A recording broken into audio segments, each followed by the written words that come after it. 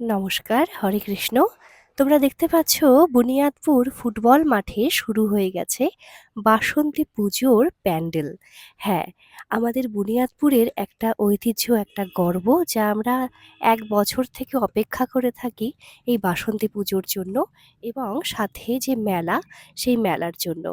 তো আগামী ২৩শে মার্চ এই বাসন্তী পুজোর শুভ উদ্বোধন হবে।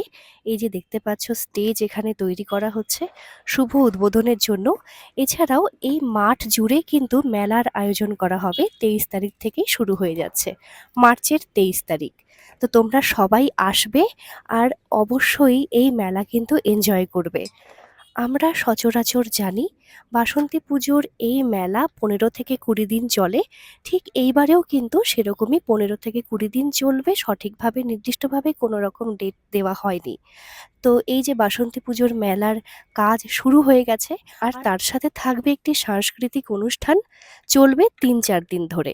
সেখানে নাচ, গান, যোগা এছাড়াও বিভিন্ন আঙ্গিকের অনুষ্ঠান তো থাকছেই, সাথে একদিন থাকছে কৃষ্ণকেন্দ্রিক অনুষ্ঠান।